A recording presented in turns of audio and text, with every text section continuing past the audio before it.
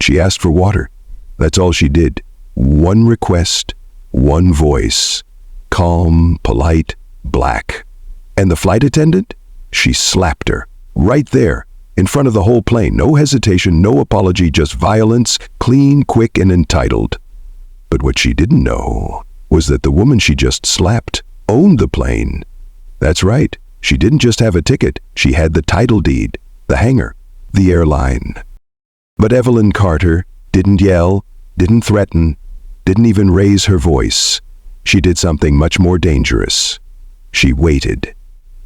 Now tell me, what would you do if the world saw you as small while you held the power to burn it down? And what if the most radical thing you could do was not burn it? Where are you listening from? Drop it in the comments. We're building this circle global. And if you haven't yet, hit that subscribe button. This isn't just a story, it's a reckoning. Now, let's begin. The boarding gate for Flight 312 to Los Angeles was alive with the low hum of announcements, rolling suitcases, and the metallic tap of high heels on linoleum. A woman behind the counter called out zones over the intercom like a bored auctioneer. Now boarding Group 1, First Class Concierge Platinum members. The velvet rope was drawn open. Passengers with designer luggage and tailored jackets made their way forward without hesitation. And then came Evelyn Ruth Carter. She walked slowly, unhurried, her steps soft against the marble floor.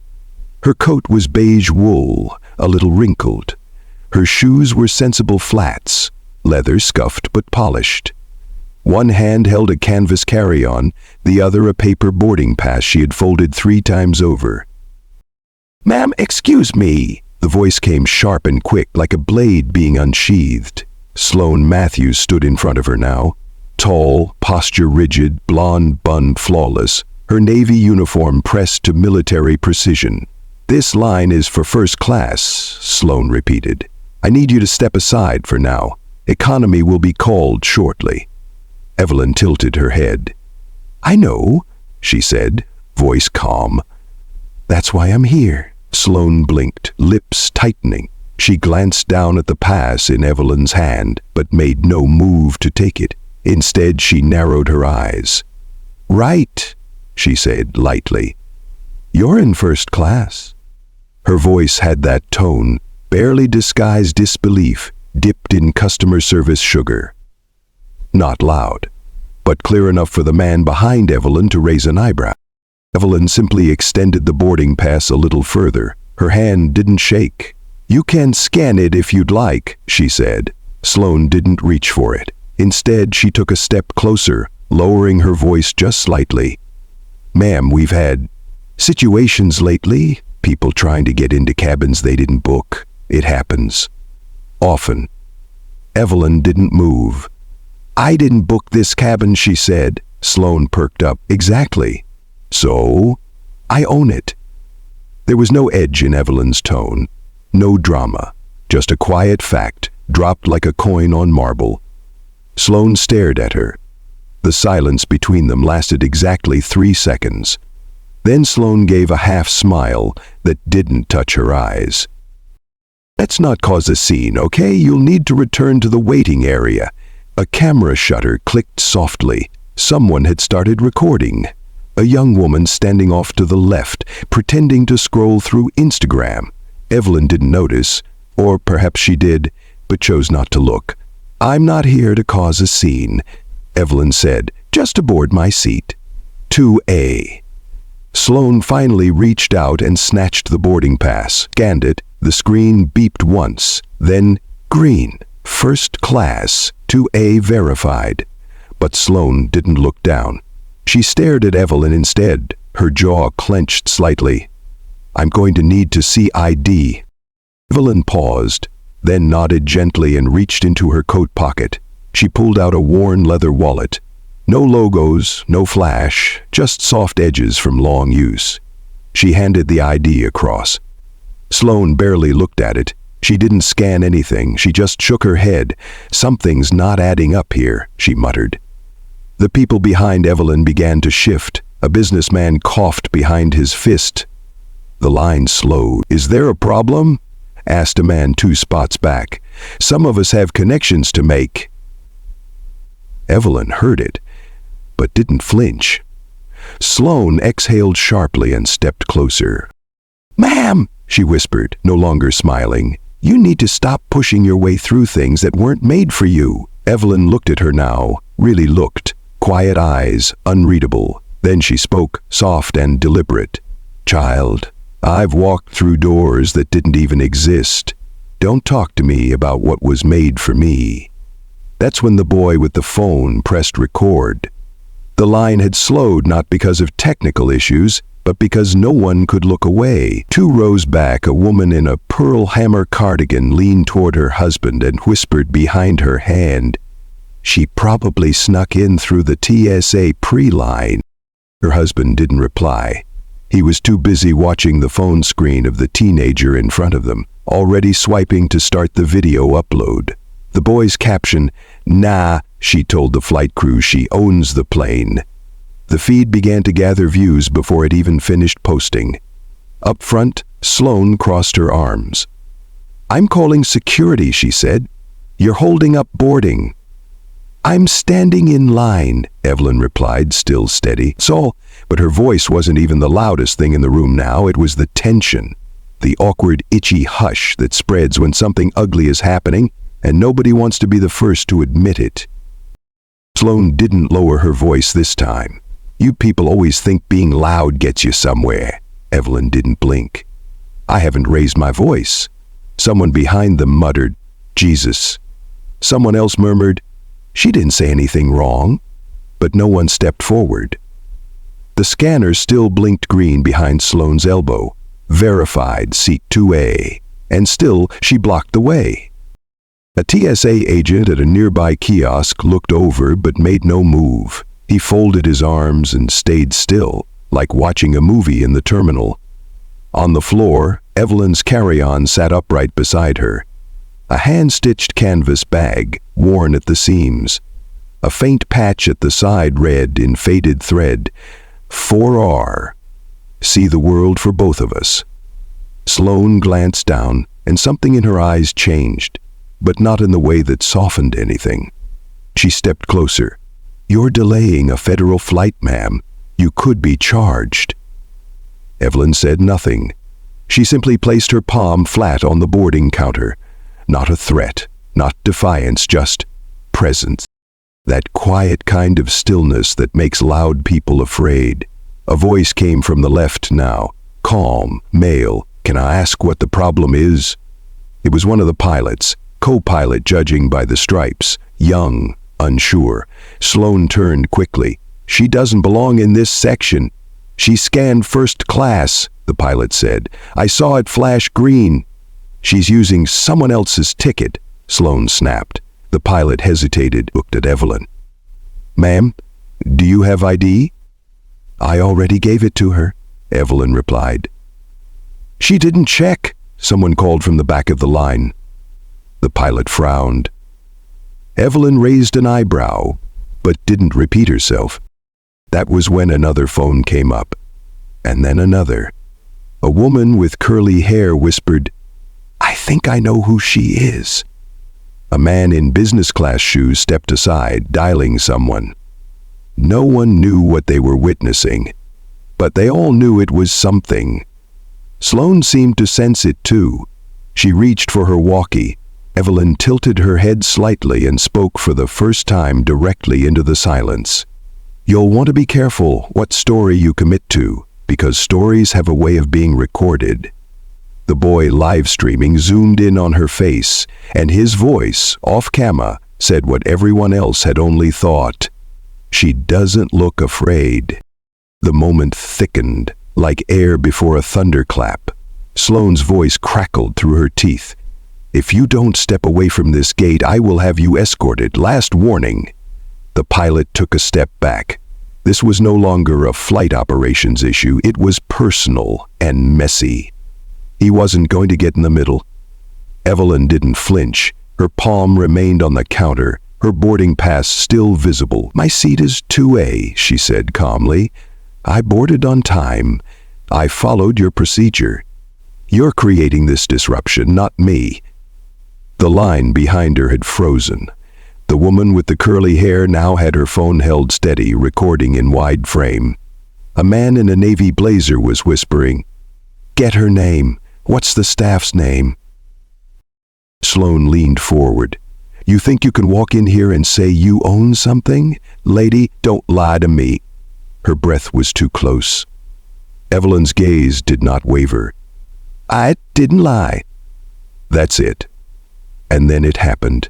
In a flash, Sloane's hand came up. Smack! A sharp crack split the air.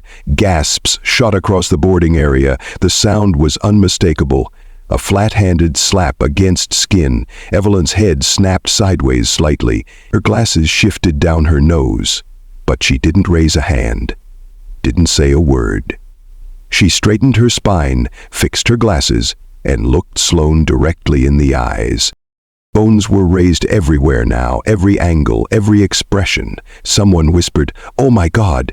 The teenager live streaming dropped his phone for a second. His voice broke. "She just hit her. She hit that old woman." Evelyn adjusted her scarf. Behind her, a woman clutched her mouth. No security yet, no apology, no action. Sloane, chest heaving, seemed suddenly aware of the stillness that had followed her outburst. She looked around and tried to speak, but her mouth opened to no words. Evelyn blinked once, then slowly, quietly said, "You're going to regret that." Not loud, but the kind of sentence that didn't need volume. It landed like a dropped stone in a quiet lake, sending ripples through everyone watching. No one moved, not the woman with the camera, not the man still holding his phone mid-air, not even the gate agent typing behind the counter whose fingers hovered just above the keyboard. Frozen. The slap still echoed, not in sound, but in tension. It had cracked something in the air, and now the silence was louder than anything else. Evelyn didn't touch her face. She didn't wipe her cheek, didn't stumble, didn't drop her bag. She simply breathed in once, quiet and deliberate, and looked at Sloane the way a queen might look at a servant who'd forgotten which room they were in. That look alone made the young pilot lower his eyes. Sloane backed up half a step, suddenly hyper-aware that everyone around them had heard the contact, had seen it, and no one was on her side. Evelyn didn't raise her voice. She didn't need to. Her calm was unnerving. She reached slowly into the inside pocket of her coat and pulled out something small, thin, matte black, the size of a business card case. Not flashy, no logo. But her fingers rested on it just long enough for the people closest to glimpse the monogram engraved in gold. ERC. She didn't hand it over, didn't wave it around. She simply looked at it as if reminding herself of something, then returned it to her coat and said one sentence, "You might want to check who owns your aircraft." The gate agent behind the counter swallowed hard. A passenger 2 rows back muttered, "Wait, what did she just say?" Evelyn turned, finally, to face the onlookers, not to plead, not to explain, but to see who had been watching and doing nothing. Her eyes scanned slowly like a searchlight in the dark. Some looked away. Some held her gaze and blinked first. That was when the airport PA system crackled. "Gate 19, please hold boarding momentarily. Supervisor en route." Sloane flinched. Evelyn did not. She reached down, calmly retrieved her bag, and said to no one in particular, "Justice tends to arrive later than violence, but it always arrives better dressed." Someone behind her said, barely audible, "Damn!" Footsteps approached, firm, rapid, practical heels over cheap airport carpet. A woman in a navy blazer arrived, tablet in hand, badge clipped to her lapel. She moved with the calm urgency of someone trained to de-escalate, but too late for that. "Good evening," she began, surveying the scene. "I'm Mariah Fields, supervisor for passenger services at this terminal. I was called about a disturbance." Evelyn turned toward her, eyes steady. "She assaulted me," Evelyn said simply. "I'd like to proceed to my seat now." Mariah's gaze shifted to Sloane, who had gone pale under her foundation. Then to the gate agent. Then to the phone still raised, and finally to the woman before her, whose voice didn't tremble once. "Ma'am," Mariah said carefully, "can I verify your boarding pass again?" Evelyn handed it over without a word. Mariah scanned it. The tablet chirped. "Green. Seat. 2A. Class. Executive first. Status. Founder-level account." Mariah froze. Her brow creased. She tapped again, fingers now less confident. A new field popped up on the screen. Executive level override, Carter Holdings, asset tag, HN3A, owner tier, level 1, murder tier. Mariah looked up. I see, she said. Her voice was lower now, measured. "Would you like to speak to someone from our corporate team?" Evelyn gave her a smile that was neither warm nor cold, just aware. "There's someone you can call," Evelyn said, reaching into her bag. She pulled out a slim leather wallet and opened it gently. Inside, nested like a pressed flower, was a single ivory card. Gold text, black border. She didn't hand it over, just let it rest between two fingers, long enough for Mariah to see the name embossed in elegant serif letters. Evelyn Ruth Carter, founder, Carter Holdings, infrastructure equity and airspace development. Mariah stared. Then her tablet buzzed again. An incoming notification. Internal channel. Urgent possible asset owner presence at gate 19. Verify ID discreetly. If confirmed, do not confront. Alert legal immediately. Mariah's voice faltered. "Miss Carter, I didn't realize." "I know." A pause. Mariah straightened, suddenly aware the world was watching. "Would you like to board now?" Ellen looked around. At Sloane, still frozen, at the passengers, silent but attentive, at the pilots, at the recording phones, at the soft buzz of shame beginning to spread through the air like fog. She returned the card to her wallet, then simply said, "Let's not rush. I'm sure more people are about to arrive." And as if on cue, a ringtone echoed down the terminal. Sharp, insistent. It came from the phone in the gate agent's hand. The screen read, "Clarence Carter, JRCC Holdings, incoming call." The camera shook for a moment, then steadied. A teenage boy's voice whispered off-screen, "She said she owns the plane. I'm not even mad." I believe her. The video had already hit 38,000 views. He hadn't planned to go viral that afternoon, just wanted to visit his cousin in LA for the weekend. Now his TikTok was exploding with comments like, "She don't flinch, she got CEO energy." "Somebody tag Roland Martin or MSNBC, I just Googled her." "Is this real?" Back at gate 19, no one was speaking, but everyone was watching.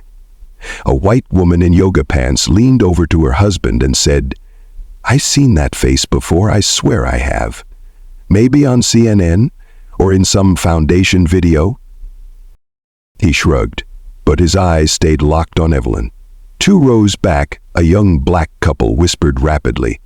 "She just stood there," the man said. "Didn't even move." "Did you see the way she looked at that flight attendant?" the woman replied. Like she's seen this exact moment before." The man nodded slowly. "That's not a woman caught off guard. That's a woman waiting." Across the aisle, a businessman in a charcoal suit typed furiously on his phone, then hesitated. He looked up, studied Evelyn from the side, then tapped again. "Who is Evelyn R. Carter?" He hit search and paused. The results didn't load right away, but in that gap of silence, something else loaded, something more primal. Suspicion, recognition, respect. Shame. They came in waves, not for Evelyn, for themselves, because no one had stopped the slap. No one had stepped between her and Sloane. No one had said, "This isn't right." not when it counted. And now the guilt was making its rounds. The woman who had whispered, always trying to sneak in Chapter 1, now stared at the floor, ashamed. A boy who had started recording with both hands as if holding an artifact. The silence around Evelyn wasn't emptiness. It was a verdict, and everyone was waiting to see what came next. 7 floors above the departure gates, behind 2 locked glass doors and a badge-only elevator, sat the Airline Operations Control Center, a low-lit room lined with 22 monitors and 6 senior staff members trained to respond to aircraft delays, rerouted baggage, and weather disruptions. "Something's going on at Gate 19, murmured Dennis Cho, a systems operator with 12 years in. Someone just flagged a boarding irregularity, but then copied legal and executive command. He tapped the screen again, enlarged the alert. Passenger name, Evelyn Ruth Carter. Boarding status, verified, founder-level account. Asset tag, CCHHN3A. Flag, Tier 1 confidential shareholder override. Visibility, suppressed. Dennis leaned back in his chair. What the hell is Carter Holdings doing on a domestic flight manifest? He reached for his headset mic. Allison, get me Janice in legal and ping central verification. We need confirmation on a founder-level asset at ATL terminal. Name, Evelyn R. Carter. In a corner cubicle, a junior associate named Nathan was already on Google. He didn't need long. Sir, he called out. African-American businesswoman. She built 3 hospital systems across the South. Real estate, infrastructure, and yeah, Carter Holdings. That's her. Dennis muttered, Jesus. He turned back to his console. The system was blinking now. 3 new alerts from internal compliance channels. Gate 19, pause boarding operations. Do not remove passenger. Await direct instructions from executive oversight. He looked at the 4th message that had just arrived. From Executive Liaison CC Holdings. Subject, asset recognition confirmed. Body, your employee is interacting with ownership. Ensure no further action is taken until reviewed by corporate. Dennis exhaled slowly. This is above us, he said to no one in particular. Way above. And somewhere deep in the carrier's data infrastructure, a red flag had just triggered a cascading alert, the kind usually reserved for lawsuits, bomb threats, or billionaires. Seat 19C. A woman in her 70s sat quietly, her hands folded over a leather purse that had clearly seen better decades. Her silver curls framed a face that had spent a lifetime watching people pretend to be better than they were. Beside her, her daughter, mid-40s, a sharp blazer, Bluetooth in one ear, was scrolling her phone furiously, eyebrows pulled low. "Mama," she said suddenly, "this can't be the same woman. Look at this." She turned the screen. There, in crisp lighting, was a photo from a Black Enterprise gala 3 years ago. A caption underneath read, Evelyn R. Carter, founder of Carter Holdings, philanthropist. Infrastructure visionary. The older woman leaned forward, squinting. "Lord have mercy," she whispered. "That's her. You recognize her? She built the hospice in Macon. Donated the whole West Wing. Named it after her sister who passed." The daughter frowned. "The one with the garden behind it?" "That's the one." She sat back, thoughtful now. As if piecing together a puzzle history had let her forget. "I remember because they said she never puts her name on the building," the mother added. "Just pays for it, plants flowers, and walks away." Another passenger leaned over from across the aisle. "You talking about the Carter woman?" The daughter turned the phone toward him. "Is this who's at the gate?" He stared. "Yep, that's her. I just saw her. Quiet lady. Got slapped by that blonde flight attendant." The older woman clutched her purse tighter. "Well, she's the wrong one to put hands on."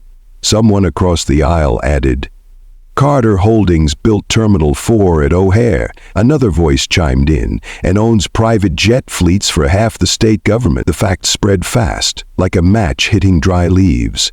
No news outlet had published a word, No press release had gone out, and yet by word of mouth, by whispers, by shared screens, the identity of the woman at Gate 19 had gone from mystery to memory.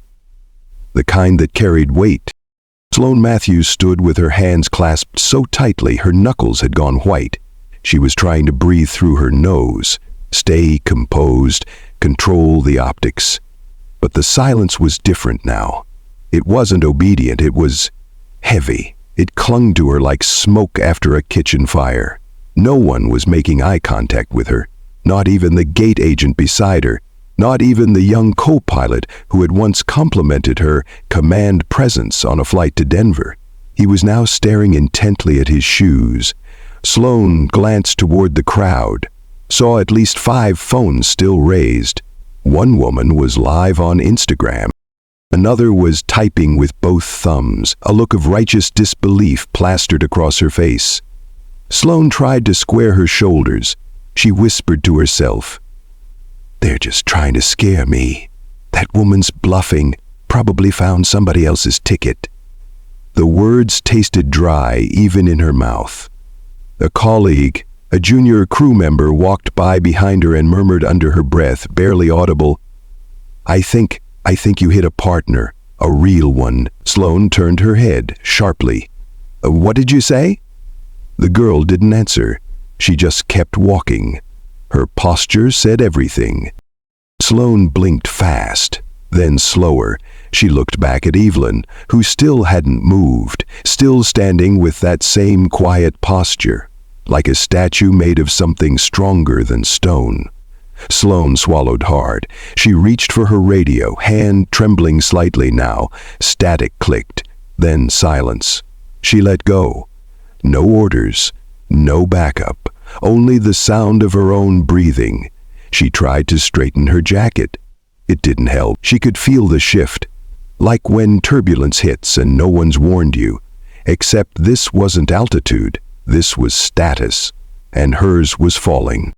At corporate headquarters 5 miles from the terminal and 26 floors above the city, lunch was ending. The CEO of the airline, Russell Keene, was sipping black coffee from a monogrammed mug when his assistant burst through the conference room door without knocking.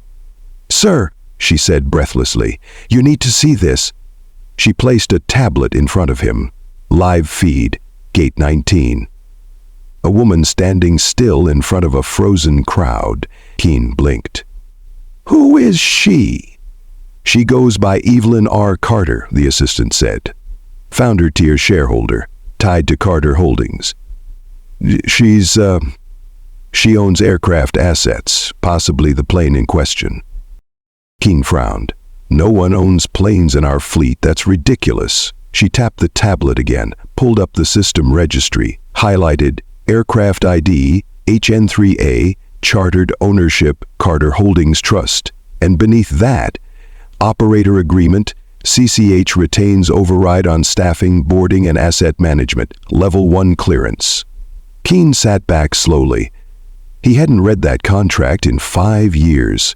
Before he could speak, his desk phone rang, once, then again, then red light flashed. Line 1. The assistant looked at the screen. "Sir?" she said softly. "It's Clarence Carter, Jr." Keene stared at her. His grip on the mug loosened. "Did he say what it's about?" "He said it's about his mother." For a full second, no one in the room breathed. Keene stood. "Get legal, now." 2 floors down in the legal division, email alerts were already stacking up. Subject, Gate 19 incident, -urgent. Asset-affiliated shareholder physically impeded by ground staff, possible battery. Phones captured the entire incident. "Please advise." An attorney named Dana Barnes read the subject line, opened the video clip already circulating in internal Slack channels, and muttered under her breath, "Oh no, not her." She picked up the phone. "We need full review authority on Gate 19. No one talks to that woman without counsel." Back at the terminal, the intercom clicked to life. "Attention passengers of Flight 312. Boarding will resume shortly. Please remain near Gate 19. We appreciate your patience." Sloane looked up sharply. She hadn't been told that. And Evelyn? Evelyn was still standing quietly, palms folded across the top of her carry-on. She hadn't moved, hadn't spoken. But now the system was moving for her. The room had no windows. That was the point. A soundproof lounge tucked behind the executive concourse, only accessible through a side elevator with no floor button. Just a key card and a silent nod from the concierge. Inside, the air was still, cool, filtered, no music, just the soft tick of a wall clock that wasn't there for timekeeping, but rhythm. The kind of room where noise came in whispers or not at all. Evelyn sat in a high-backed leather chair, legs crossed neatly at the ankle, one hand resting on the armrest, the other cradling a porcelain teacup filled halfway with unsweetened black tea. She hadn't touched her phone. It sat beside her in sleep mode, screen black, like it knew better than to interrupt. Across from her was a matte gray wall, unadorned except for one thing, a single photograph framed in dark wood. Two young black women, mid-20s, one taller with a scarf tied neatly at her throat, Evelyn, the other shorter with a cropped afro and a sideways grin, her sister Rena. They were standing in front of a gas station with a handmade sign, "Homemade pie, $2.75. Rena had a slice in hand. Evelyn had her arm around her shoulder. The photo was black and white, but Evelyn could still feel the red of Rena's sweater, could still smell sugar and cinnamon in the air from that day in 1981. She blinked once, then sipped her tea. A soft knock. A young black woman in a crisp navy uniform opened the door just wide enough to slip through. She carried no tray, no documents, only respect. "Ms. Carter," she said, eyes down. "Just wanted to let you know the lounge is yours as long as you need. No one else will be allowed in unless you request." Evelyn nodded once. No words. The woman hesitated, then added gently, "Also, I saw what happened out there. I'm sorry for what it's worth." Evelyn looked at her. Truly looked. The woman was barely 30, straight-backed, holding her hands steady in front of her, a badge clipped low to her belt, turned inward as if trying to hide it. For a moment, Evelyn said nothing. Then finally she spoke. "You know what's worse than being slapped?" The woman shook her head. "Being told to smile through it." A breath. The woman's shoulders dropped slightly. Evelyn gave her a soft nod. "You may go." As the door closed again with a hush, Evelyn leaned back in her chair, fingers lightly drumming the rim of the cup. The room was silent again, but not empty. She hadn't always flown private. In fact, she hadn't always flown at all. There was a time, one hot July afternoon in 1984, when Evelyn Ruth Carter stood in line at a small regional airport in rural Georgia, holding a paper ticket she had saved for 6 months to afford. She wore a soft blue dress that clung politely at the waist and sensible black heels that pinched at the toes. Her suitcase was second-hand, the leather handle wrapped in tape, and beside her stood her sister Rena, thinner than she should have been, wrapped in a cardigan despite the heat. The air in the terminal buzzed with old ceiling fans and fried chicken from the vending machine corner. The boarding door hadn't opened yet, but Evelyn was early, always early. They stepped up to the counter when called. The woman behind the desk, white, mid-50, lipstick bleeding slightly into the lines above her mouth, scanned the ticket, then frowned. "I'm sorry," she said, with a kind of smile that didn't touch her eyes. "This flight is full." Evelyn's own brows drew in. "No, ma'am. This is confirmed. See here." She pointed at the handwritten initials near the corner. "Book Tuesday, through Jackson's Travel." The woman leaned in, slow and deliberate. "I understand, but sometimes the system flags inconsistencies, especially for, well," she let the words hang in the air. Rena's hand twitched slightly at her side. Evelyn didn't move, didn't blink. She simply asked, "So what are my options?" The woman's smile returned. patronizing, practiced. Well, you could wait for the next flight. But that's tomorrow evening, or you could take the Greyhound. They still have space out back behind the Exxon. And then she's already calling up the next name in line. Rena stepped forward, her voice sharp. "Excuse me." Evelyn stopped her with a gentle touch on the wrist. "We'll take the bus." Outside, the air was thick with humidity and diesel. They found a bench beneath a flickering street lamp and sat in silence. Evelyn clutched the suitcase. Rena picked at the corner of her cardigan. "I'm sorry," Evelyn said softly. "I just didn't want to make a scene." Rena shook her head. "Don't say that." She looked at me like she looked at you like she knew she could. That shut them both up. The bus rumbled in late, its paint chipped and windows dusty. Before they boarded, Rena turned to her sister.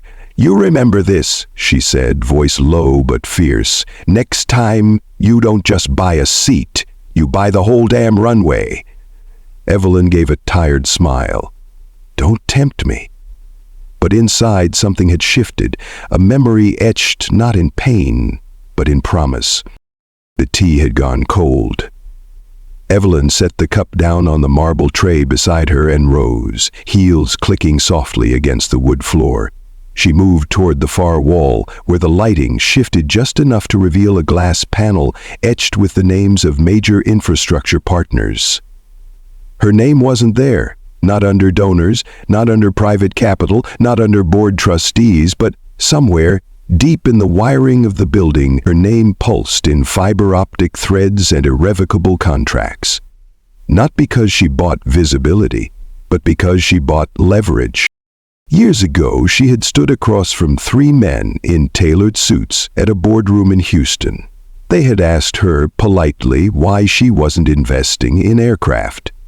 "You've got the capital," one said. "Jets are sexier." She smiled then, and signed a deal to own 18% of a fuel logistics company instead.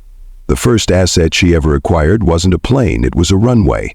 Later, she bought into a company that leased airport gates across 3 major hubs. Then she quietly underwrote a startup building biometric boarding tunnels in Miami. Each time, they laughed behind her back. Each time, she signed again. Because Evelyn had learned one thing early. When you own a chair, they ask you to leave. When you own the floor it's standing on, they start speaking carefully. She paused now, letting her fingers drift along the edge of the chair she'd just vacated. No logo, no plaque, no velvet rope. But when she sat there, systems shifted. A small sigh escaped her lips. Then a voice echoed in her memory, Rena's. Buy the whole damn runway. She had, and more. She hadn't put her name on buildings, not because she was humble, but because she was strategic. Power was quieter when it didn't announce itself, and harder to uproot. They saw a woman, she murmured to no one. Then a black woman, then a black woman over 50. Her reflection in the glass met her gaze, and every time they thought they had me figured out, I stopped talking and let them show me who they were. She returned to her seat, lifted the cup again. The tea was bitter now, but still strong. A knock came again, this time softer. 3 taps, not 2. The kind that signaled, not urgent, but not to be ignored. Evelyn lifted her gaze. The same young staffer entered, holding a single folded card. "From your son, ma'am," she said, offering it with both hands. Evelyn took the card gently, unfolded it once, then once more. There was no company letterhead, no digital tag or formal signature, just clean, careful handwriting on thick stock paper. "Lon. You good? Everything is in motion. Say the word." That was it. She stared at it for a long moment. Clarence Jr. didn't waste words, not when it counted. He had inherited that from her, not her fortune, but her rhythm, her stillness, her sense of timing. He'd made his own name in private equity, but everyone in the room always knew whose son he was. Evelyn pressed her thumb softly against the corner of the card, as if testing its weight. She didn't reply. She didn't need to. Outside the lounge, systems were already shifting. Calls were being made. Contracts were being pulled up from vaults. Gate security was being rerouted under asset protection. And somewhere in a legal office on the 26th floor, an entire communications strategy was being rewritten in real time. But inside this room, Evelyn sat still, letting it happen. She sipped again, just one small sip, then smiled. Let them wonder who they just laid hands on. The lectern was sleek, brushed steel, the company logo polished so well it caught the overhead light like a blade. Behind it stood a man in a fitted navy suit, silver tie clip, and a face that looked built for LinkedIn. Salt and pepper hair, calm eyes, smile set at 75% sincerity. He cleared his throat once, tapped the microphone, looked to his left. 3 PR assistants nodded. Then he began. Good afternoon, everyone. I want to begin by expressing our deepest regret over the incident that occurred earlier today at one of our Atlanta terminals. Click. Phones went up. A live stream started rolling. Hashtags flew in silently, even if none were spoken aloud. We recognize that an unfortunate misunderstanding took place involving one of our team members and a valued guest. Our top priority has always been the safety, dignity, and comfort of every customer in our care. No name. No mention of what the incident was. Just that familiar corporate cadence, polished vowels, neutral verbs, soft fall-off at the end of each sentence, as if each word had been run through a wash cycle before airing. We are currently conducting a full internal review and have already begun steps to ensure such moments never happen again. Sensitivity training, procedural assessment, and direct engagement with stakeholders are underway. He paused, the kind of pause that says, "Now clap or nod or stop filming," but no one did. Across the live stream chat, comments scrolled by the second. Who you apologizing to? Say her name. That apology got ChatGPT energy. Where the black execs at? We don't want dignity, we want accountability. A reporter in the back called out, "Is the passenger okay?" The man smiled, the kind of smile that looked borrowed. "I can't comment on private guest matters, but I assure you our care team has reached out directly." Back in the lounge, Evelyn Carter hadn't moved. She simply watched the man speak from the screen in front of her, and in the pause between his final sentence and the end of the stream, she blinked once, then reached for her pen. The video ended. The screen faded to black, then defaulted back to the press briefing thumbnail. Paused perfectly on the spokesperson's practiced smile. Evelyn set the tablet down on the side table. She didn't sigh, didn't scoff, didn't react the way the internet wanted her to. She reached for a small leather notebook lying flat beside her teacup. It was worn at the spine, corners softened with age. No logo, no gilded initials, just a strip of faded blue thread marking the last page she'd written on. She flipped past neat rows of hand-drawn diagrams, dates, a few clipped business cards from years past. Then she found a fresh page. With calm precision, she wrote just one line. Still no eye contact. Then she placed the pen down. Her fingers brushed the edge of the notebook as if it were muscle memory, part of a ritual she'd done for decades. She leaned back slightly, looking at nothing in particular. The tea had gone cold again. A soft knock at the door.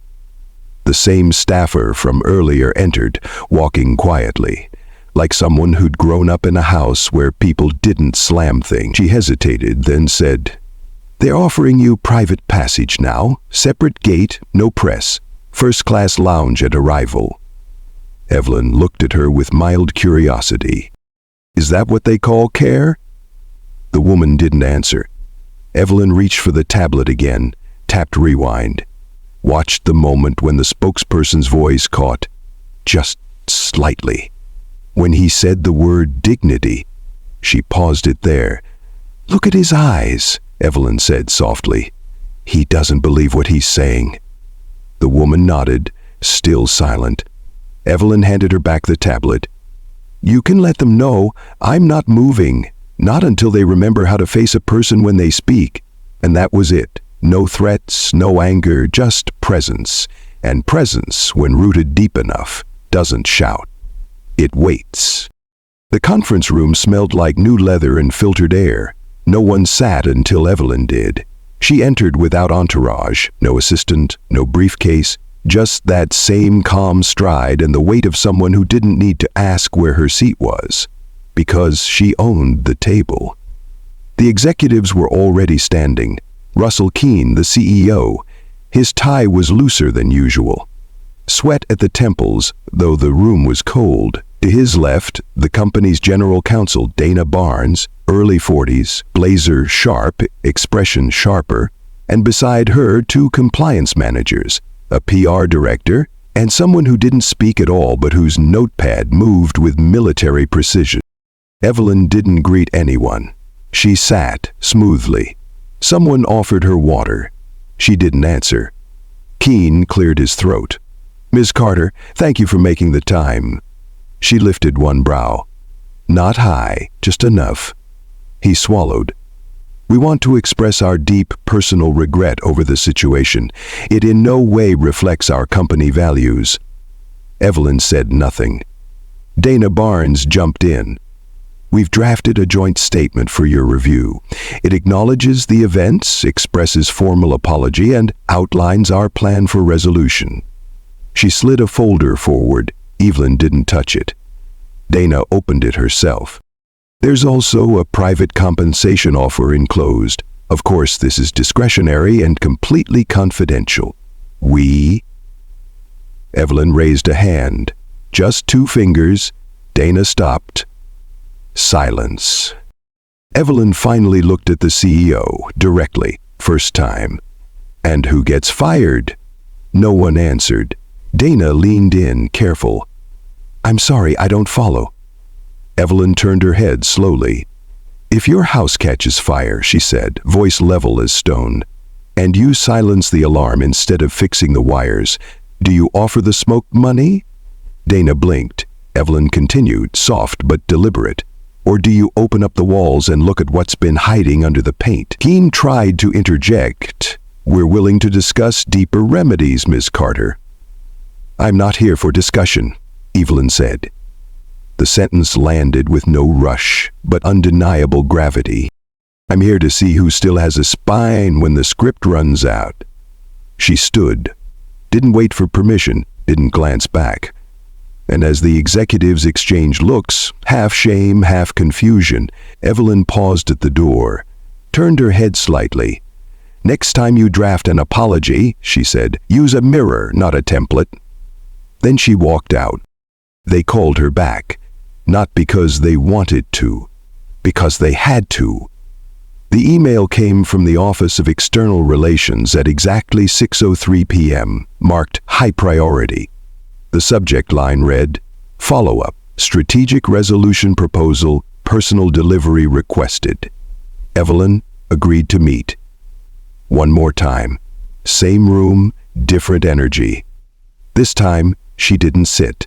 She placed a thin folder on the table. Unlabeled, no logo. The CEO looked up. "We appreciate you returning." "I'm not here for appreciation," Evelyn cut in calmly. "I'm here for architecture." The folder lay unopened before them. "Inside," she said, "you'll find 3 terms, non-negotiable." Dana Barnes opened the folder with a practiced hand. Read silently, her lips tightened by the second. Evelyn listed them aloud, not because they couldn't read, but because she wanted them to hear it. 1. A complete overhaul of your bias and cultural competency training, not surface-level e-learning. I'm talking full-scale, top-down immersion, including management. 2. An independent oversight committee, comprised of representatives from the communities you fly over but never look at, quarterly audits, public reports. 3. You lift the NDA gag orders on past complaints. retroactively. If you claim this was isolated, prove it. King shifted in his chair. One of the men muttered, "Is this a threat?" Evelyn looked at him like he was a slow student in a fast class. "No. It's instructions on how to walk out of a fire with your dignity intact." Dana leaned back. "You're not asking for compensation?" Evelyn's smile was faint, almost amused. "Ma'am," she said, "I don't need your money. I need you to stop bleeding trust from every gate and calling it turbulence." Silence. A long, deep one. Then Evelyn walked to the door. Before leaving, she paused just long enough to say, "If your apology isn't designed to prevent the next slap, then you're not apologizing. You're just stalling." And with that, she was gone. It started with one video, shaky footage, vertical frame, posted by a woman with acrylic nails and a voice that cracked mid-scream. You could hear it more than see it, the sharp slap, the brief gasp, the stunned silence that followed. Then chaos. Someone yelling for security, someone else whispering, "Did she just hit her?" The caption read, "This is what she got for asking a question." By the time Evelyn had finished her tea, the clip had been shared over 600,000 times. An hour later, it hit 2.4 million views. By nightfall, it was everywhere. Twitter threads broke it down frame by frame. Instagram Reels added dramatic music. TikTok duets reacted in real time. Tears, fury, rage-filled commentary with ring lights and carefully positioned microphones. She handled that with grace. "I would been in handcuffs if that were my mama." Lawsuit. Say her name. Say her name. They lucky she rich, 'cause poor folk we slap back. One video stitched her face with Harriet Tubman. Another opened with, "Black women been getting slapped by systems for generations. Now y'all paying attention?" Trending phrases by noon. "First class while black." "Boarding pass doesn't equal basic respect." "Corporate sorry syndrome." The CEO hadn't responded. The airline's official account disabled comments. But none of it mattered, because the internet had already made its ruling. In a quiet room just above the chaos, Evelyn Carter sat beneath warm light and silence. A young assistant entered, holding out a phone. "It's going viral, ma'am. Do you want to see?" Evelyn didn't look up from her notebook. "No." The assistant hesitated. "They're standing up for you. People are furious. One post called you a legend." Evelyn flipped a page. Legends don't go viral. Legends endure. The woman lingered, unsure, then left the phone gently on the table. Evelyn picked it up, glanced briefly at the frozen image on screen, her just after the slap. Shoulders straight, eyes unblinking. She locked the phone, set it aside. Then she whispered to no one in particular, "Let them shout. But remember, comments don't fix broken wiring." And just like that, she went back to writing. It was raining that day. Not the kind of romantic drizzle Hollywood loves. It was sideways rain, Atlanta in spring, loud, relentless. Evelyn was 38, hair pulled tight, suit sharper than anyone else in the building. That day, she'd brought a folder. Inside was the pitch, polished, profitable, precise. The meeting was with a logistics firm based in Peachtree Center. She'd been chasing them for 9 months. This was supposed to be the close. 3 men waited in the boardroom, all gray suits, all Southern charm. She remembered the biggest one, Lawrence E. Dunning. His hands were the kind that looked like they never typed anything, just pointed and signed.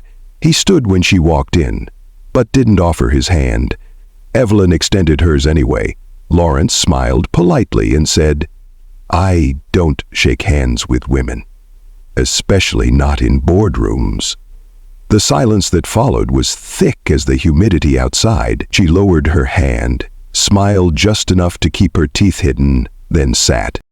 She presented the proposal, walked them through every slide. They nodded, took notes, laughed at her cost-efficiency joke. Then Lawrence leaned back and said, "Miss Carter, you're impressive. Sharp, really sharp. But the board ain't ready for someone like you to sit this high, maybe in a few years." She thanked them, gathered her papers, walked out. Didn't cry, didn't curse, but when she got home that night, she opened a clean notebook and wrote 6 names, underlined Lawrence Dunning's twice. 7 years later, in 1999, the same company appeared in the Financial Times. Dunning and Knox faces capital drought amid fuel sector collapse. Evelyn didn't blink. She sent her offer to buy 19% stake through a shell firm. Quietly, legally. By 2001, she owned enough seats on their board to host a family reunion. She never fired Lawrence, but she did send him a holiday card each signed simply E. Carter. Back in the present, Evelyn stirred her tea. The storm outside was digital now, but it felt no different. Same sound, same pause.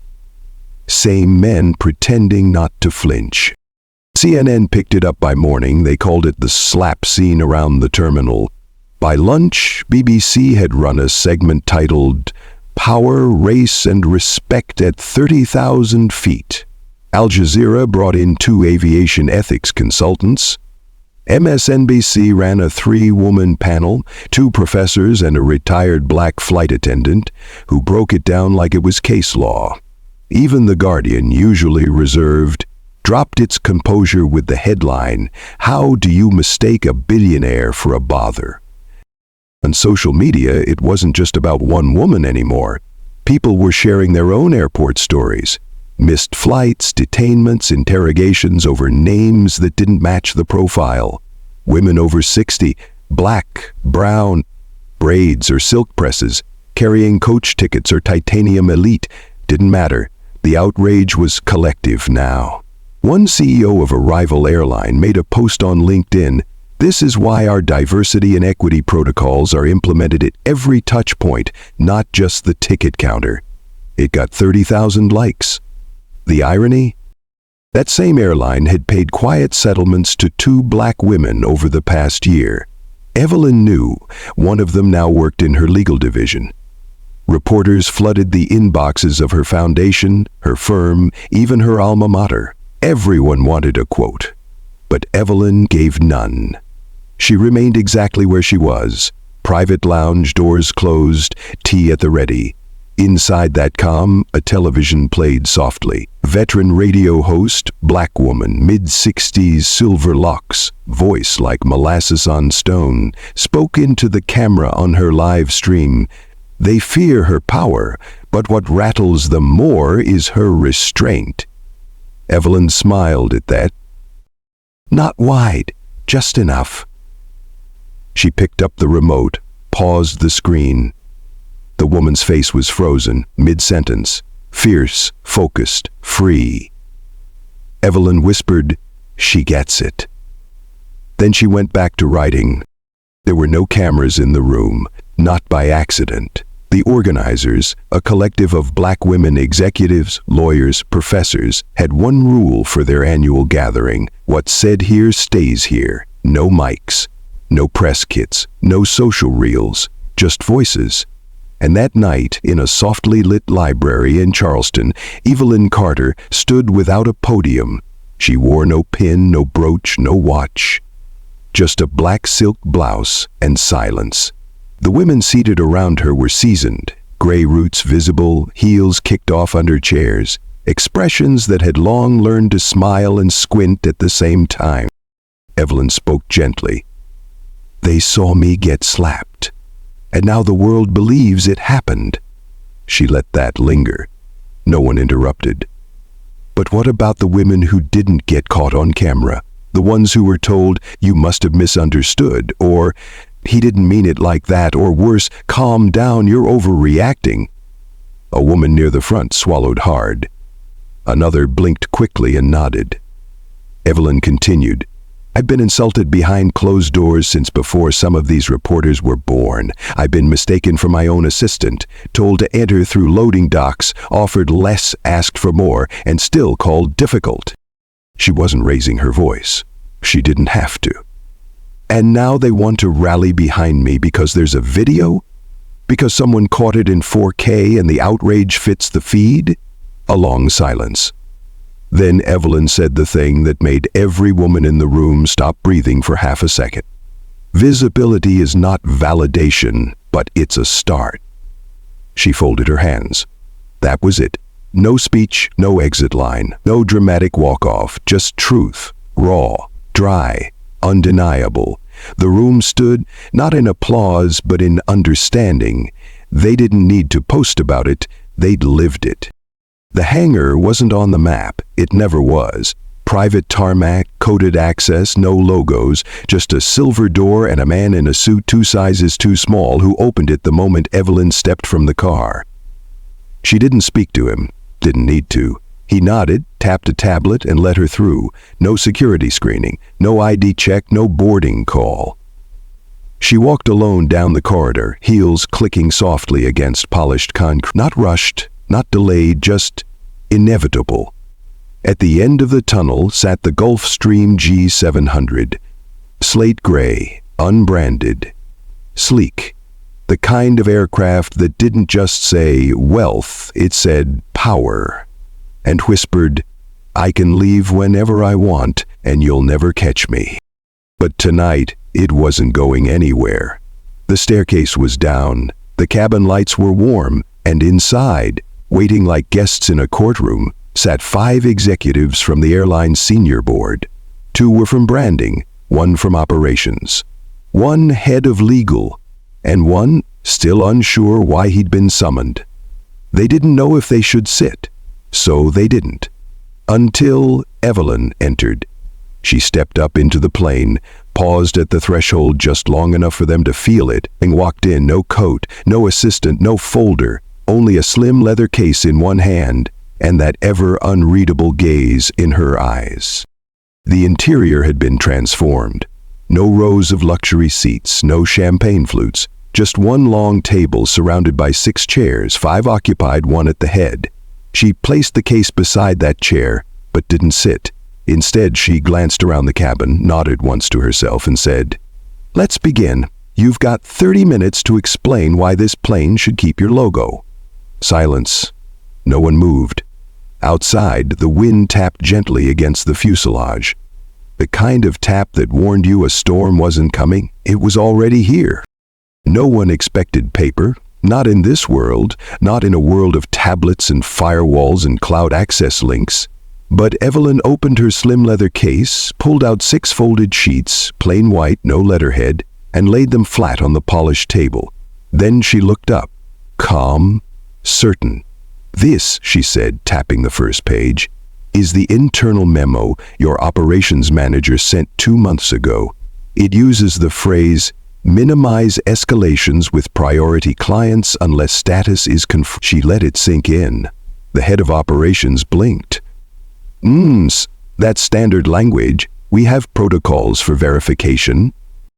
Evelyn nodded slowly. Do your protocols include physical contact, or just slaps for the unverified? No answer. She slid the next sheet forward. This one's better. A complaint from 2 years ago. A black couple was removed from first class after asking for a wine list. The flight attendant assumed they had mistakenly boarded. Your team logged it as passenger miscommunication. Legal shifted in her seat. I wasn't aware we were here to discuss past. Evelyn's voice didn't rise, but it pressed. We are here to discuss a pattern and how long you've been too comfortable calling it coincidence. The room stayed quiet. She placed a 3rd page down. This is my favorite, a performance review from last year. Your staff member flagged for difficulty handling entitled Passengers. Note the name, Sheila Evans. The same woman who laid her hand on me. Branding cleared his throat.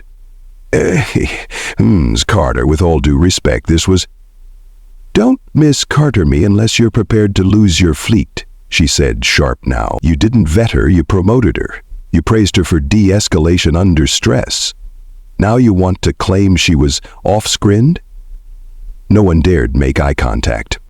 For a long beat, the only sound was the hum of the air vents and Evelyn's fingers tapping once. Just once. On the 4th paper, which she left unread. She looked around the table. "Funny," she said. "Black pain's been in the script since forever. You just never rehearsed for when it got filmed." The head of legal finally spoke, soft. "What do you want from us?" Evelyn leaned forward. "I don't want your excuses. I want to know if you're capable of running an airline where respect doesn't depend on the ticket price or the skin tone." The room stayed frozen. Evelyn leaned back, folded her hands. Not angry, not emotional, just exact, like an architect evaluating the foundation. Before deciding whether to bulldoze or rebuild, Evelyn didn't rush.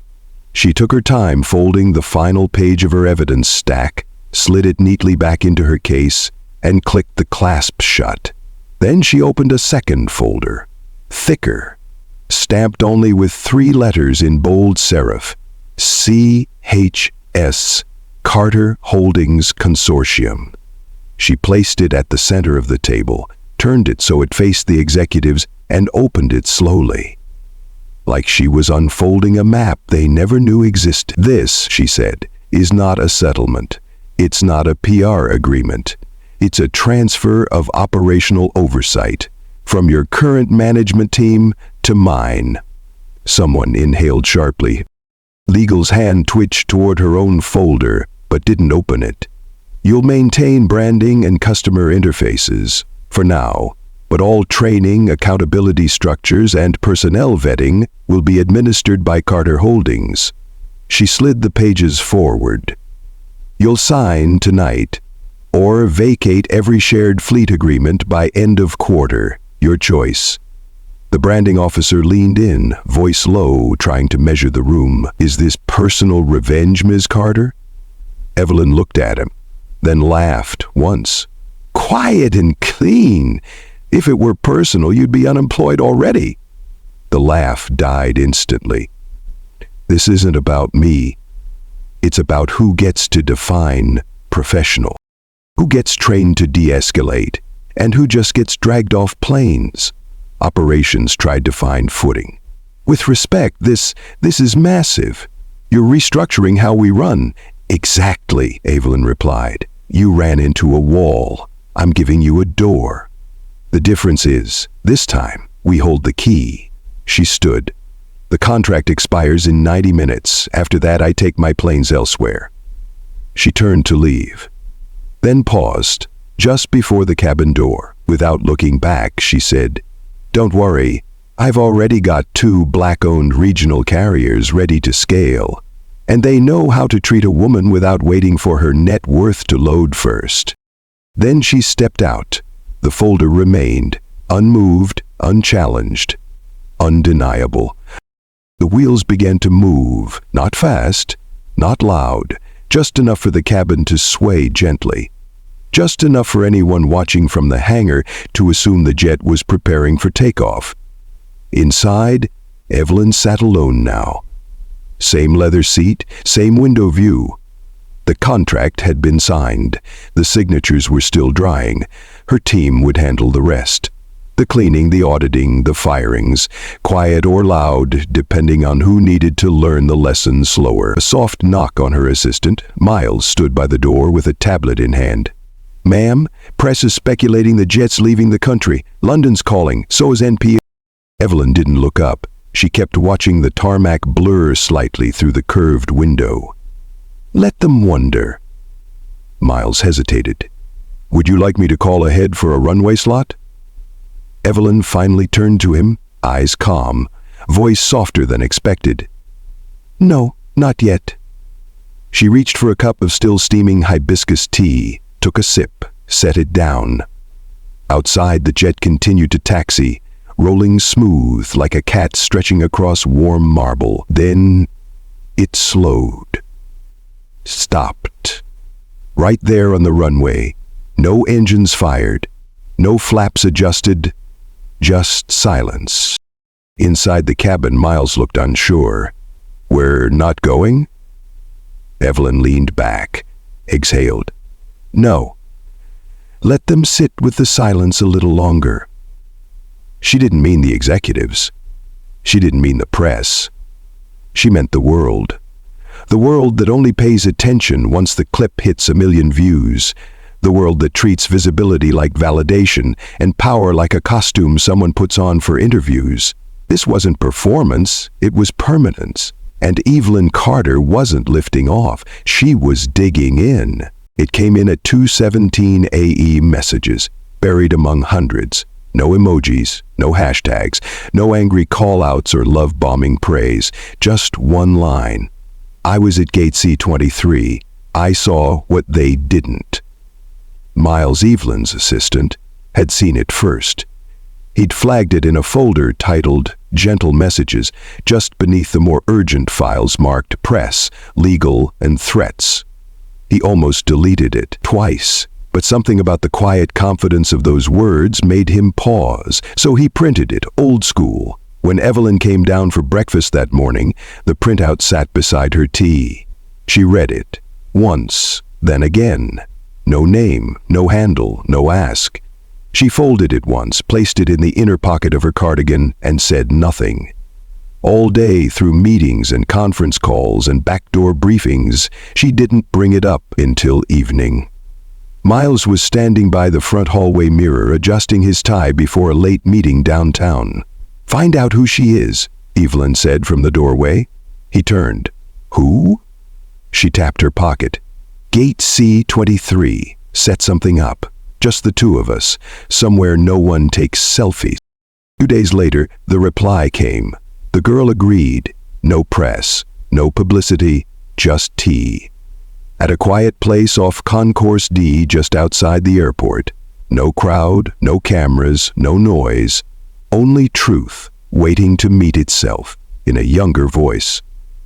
The cafe was quiet. No music, just the occasional hiss of steam and the low murmur of 2 baristas who'd long stopped caring who sat at what table.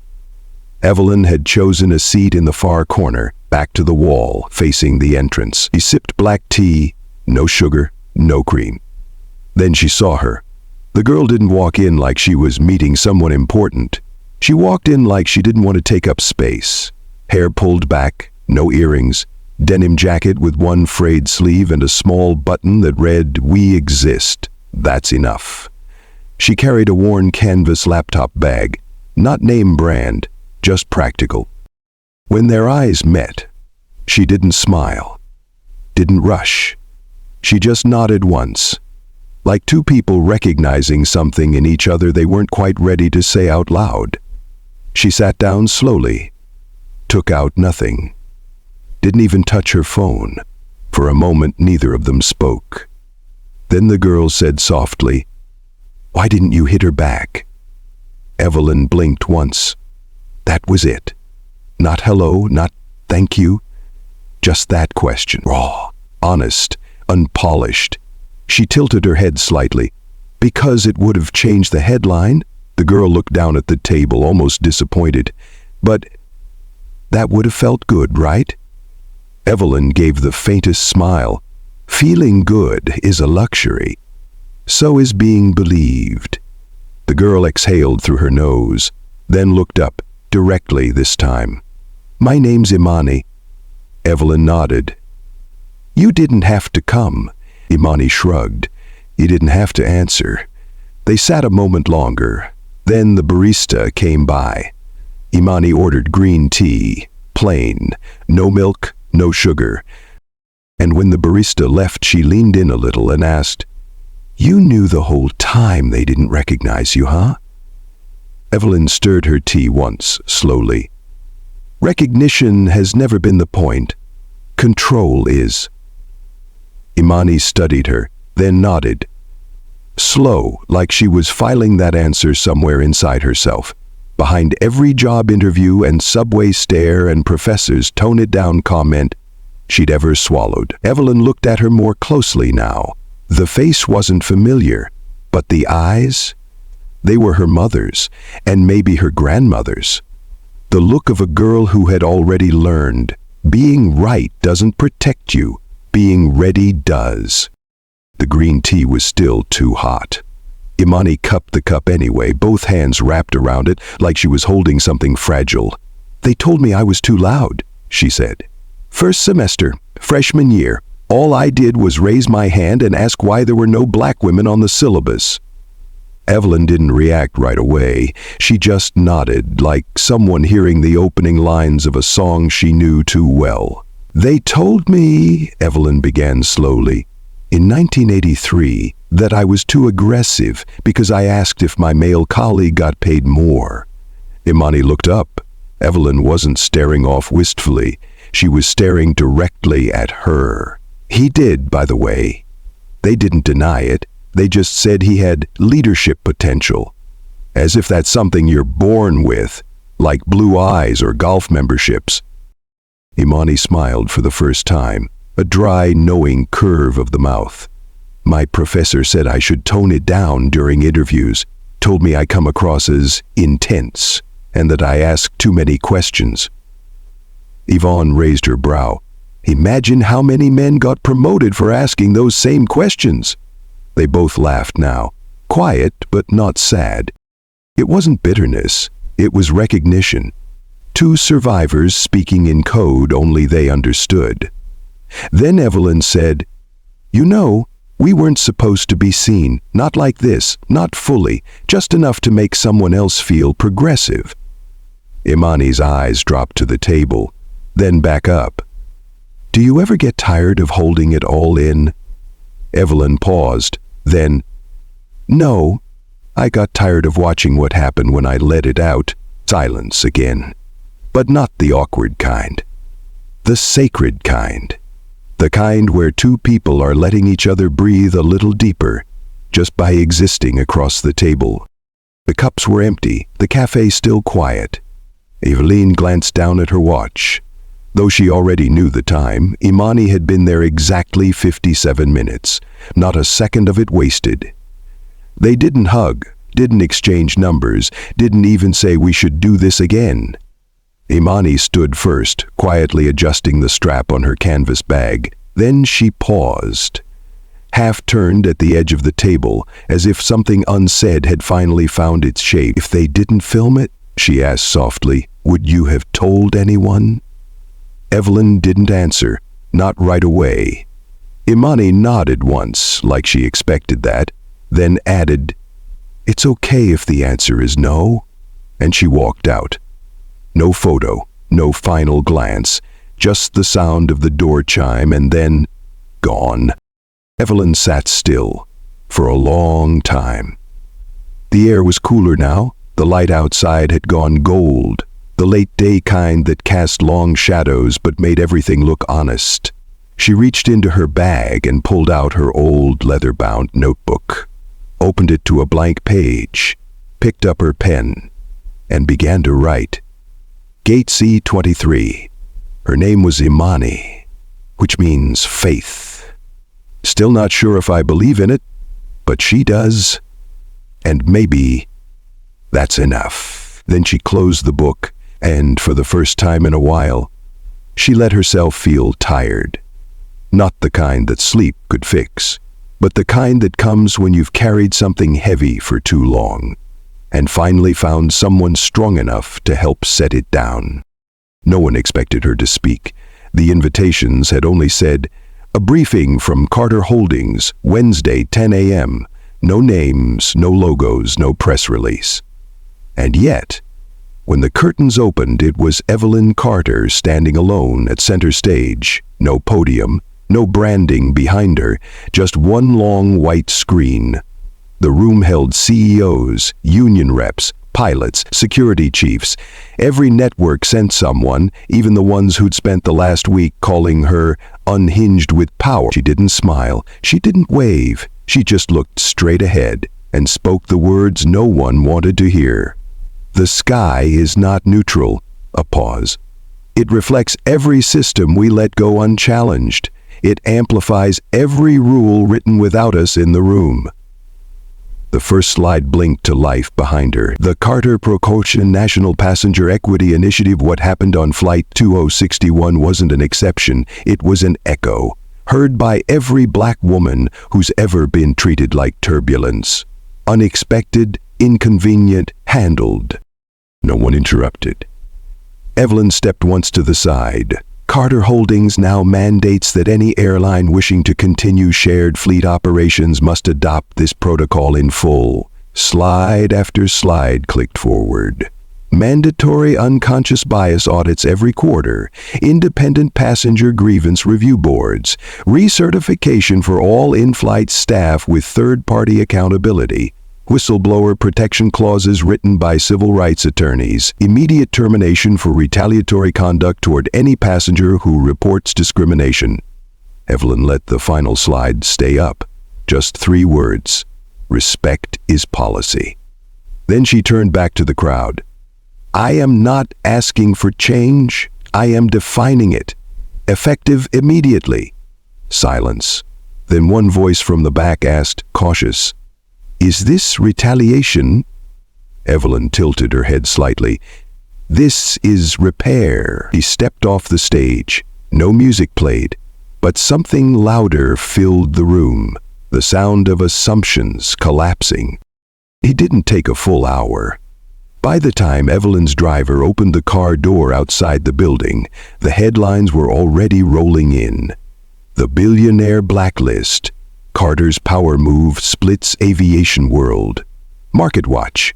Who does she think she is? Daily Post, in all caps. Carter Protocol. Justice or just control. CNN. Roundtable teaser. And on the other side, the right sister of our time, distance. She doesn't want an apology, she wants a blueprint. Blavity. Let her cook. The most shared tweet that day. Podcasts scrambled. News anchors used the same clip on repeat. Evelyn standing alone, saying just one sentence, I am not asking for change. I am defining it. It became a soundbite, a battle cry, a meme, and a headache. One airline stock dropped 12% before noon. Internal memos leaked.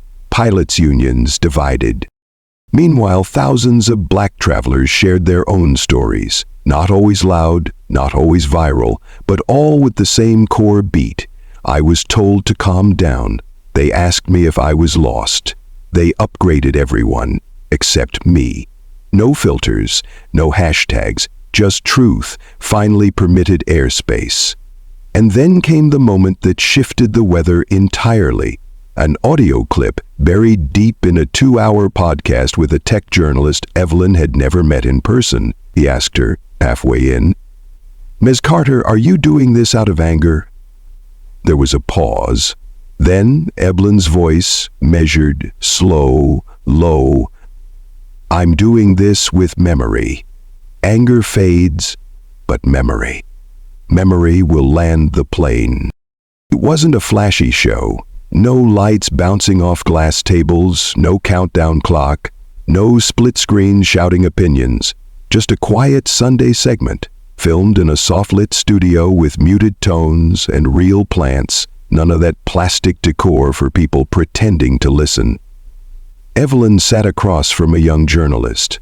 Her name was Leila Martin, barely 30, wide-eyed but steady. The network hadn't even promoted the interview. Maybe they thought Evelyn wouldn't say anything new. Maybe they thought she'd just do what rich people do, protect her investments. But Leila didn't ask old questions. She asked this, do you want an apology from the airline? The room didn't move. Even the crew behind the cameras leaned forward. Evelyn's eyes didn't shift, but her fingers tapped once against her teacup, rhythmic, silent. Then she spoke. No. I want them to apologize to every black woman they thought was in the wrong seat. Leila blinked, just once, then sat back, almost breathless.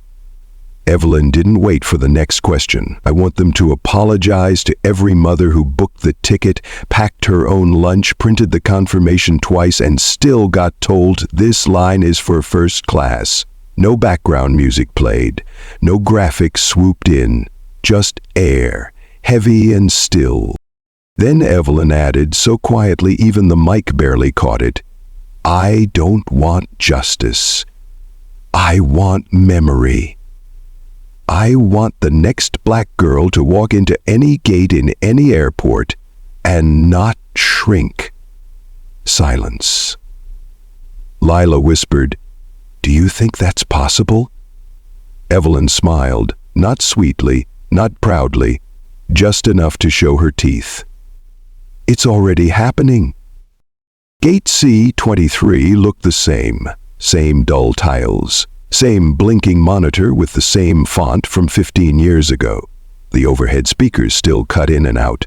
Something about boarding zones and carry-on limits. No one paid much attention, except the older woman seated near the corner. She wore navy slacks, a white blouse, and a church hat too elegant for a weekday. She held her ticket in one hand, gently, like it meant more than just a seat. Boarding began. Groups 1 and 2 were called. People shuffled up, juggling phones and half-finished lattes. The woman stood quietly, walked toward the front. A young white flight attendant saw her approaching, and for just a second, something flickered behind her smile. Then she stepped forward. "Good morning, ma'am," she said. "May I see your boarding pass?" The woman handed it over without a word. The attendant read it, then looked again, then stood straighter. "Ah, you're in 1A. Let me help you with your bag." She didn't ask for ID. She didn't check again. She just reached up, took the modest roller suitcase and stowed it carefully, then turned back and said, "Welcome back, ma'am." The older woman nodded, not surprised, just ready. She walked down the aisle, took her seat in first class, and folded her hands over her lap. Outside the window, the sun was beginning to rise, washing the tarmac in gold. No one filmed. No one stared. And somewhere, miles away, Evelyn Carter sat in her garden, sipping tea, flipping through her notebook. On the last page she had written 5 words. "It's not revenge, it's real." The screen flickered once, then froze. The image paused mid-movement, caught the flight attendant's hand suspended in the air just after contact. The whole class stared. 30 students, mostly women, mostly black. The professor didn't say anything at first, just let the silence stretch. Then she walked slowly to the front of the room and asked, "What do you see?" No one spoke. Then, a voice from the second row. Power, another, reflex, and finally, from the back.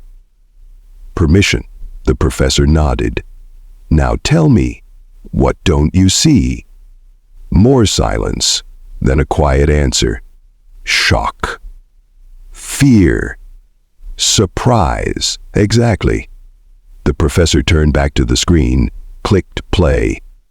The class watched. Again.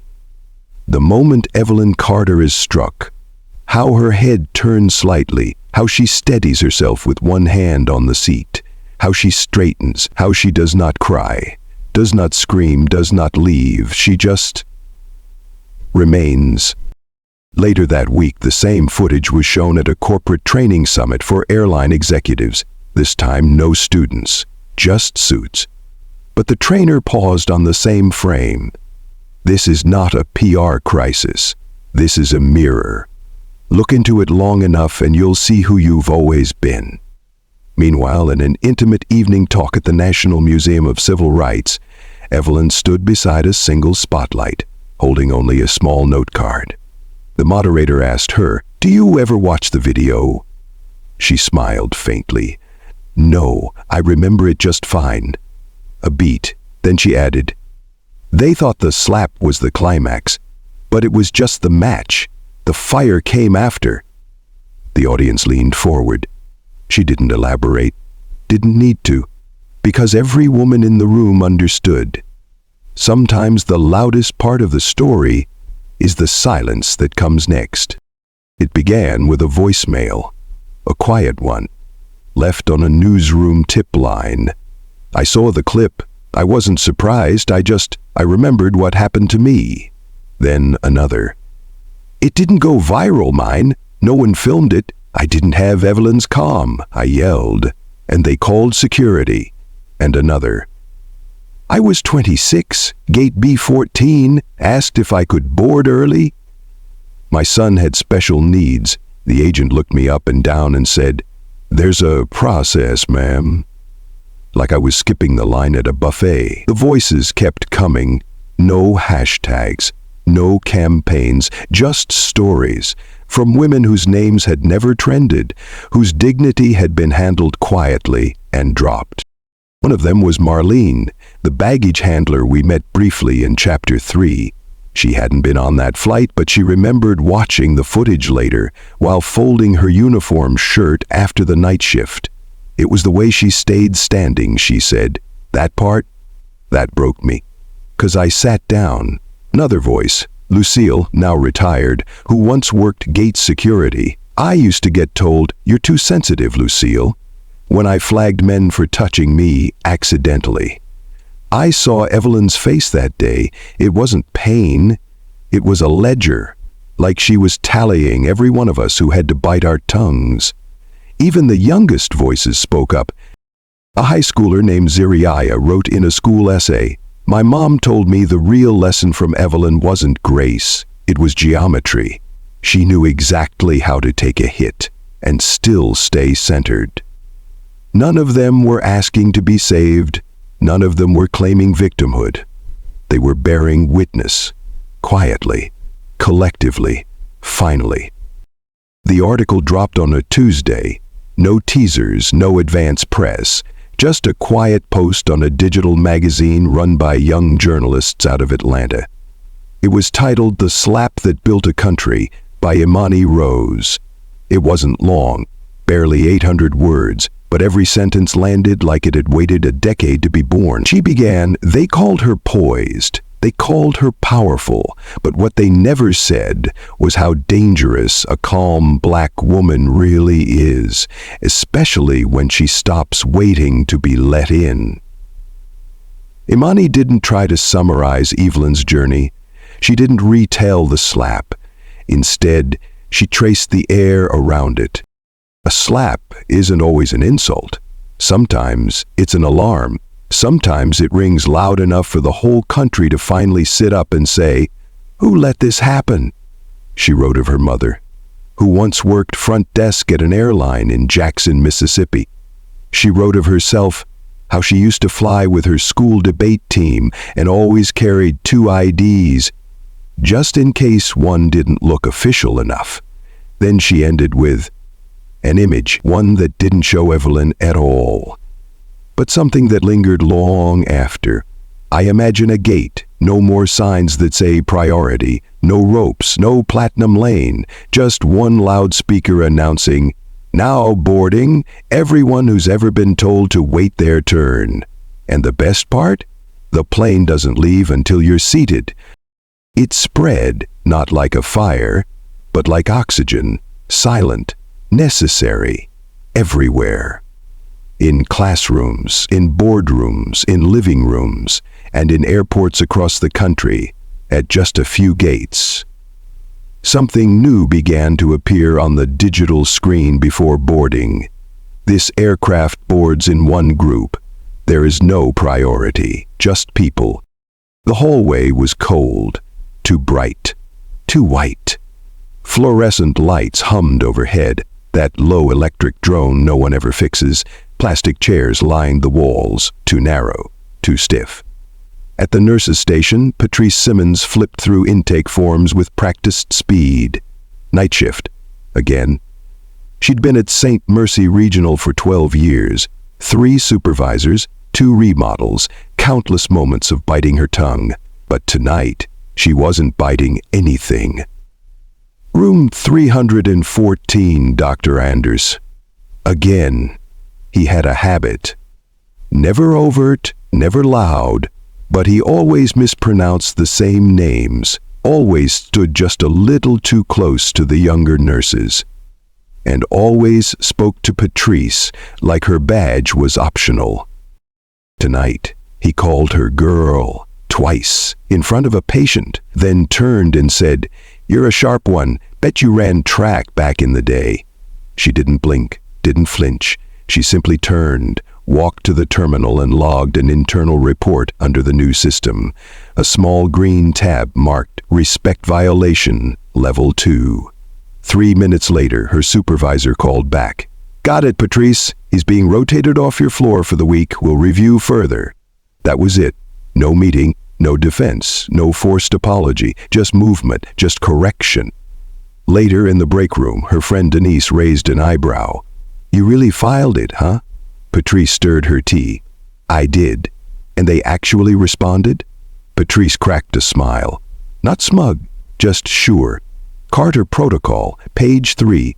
Respect is enforceable now. They didn't say much after that, but Denise, next shift, filed one too. The meeting was called for 8:00 a.m. sharp, leadership sync. 12 people on a video wall, suits, blazers, hoodie CEOs, and one young black woman in a soft green sweater, no title under her name, just A. Bell. Amber had only been at Cinerix for 14 months. Product strategy team, mostly back-end stuff. Nothing that made headlines. She rarely spoke in these meetings, mostly muted herself, took notes. What? But today something cracked. It began when the CFO made a comment during a status update on hiring freezes, something about needing to tighten the belt and maybe keep HR cute but quiet. A chuckle on the call. Then the head of operations chimed in. Unless you're Evelyn Carter, then HR runs the whole damn plane. More laughter. But Amber didn't laugh. She unmuted. Can I speak? Silence. All eyes turned. She didn't raise her voice. I just want to name something. That comment about keeping HR cute but quiet, that's the kind of language Carter Protocol was written to correct. The CFO cleared his throat. Someone adjusted their webcam, but Amber kept going. It's not just offensive, it's structural. It sends a signal about who gets to joke and who gets to be safe. Silence again, this time heavier. Then someone unmuted. Head of People and Culture. Her name was Dara, 40-something, sharp bob cut, known for keeping things light. But now, she took off her glasses, looked straight into the camera. She's right. We talk about inclusive culture like it's branding. Maybe it's time we start treating it like engineering. Systemic, not optional. No one pushed back. No one tried to spin it. The CFO nodded once, noted.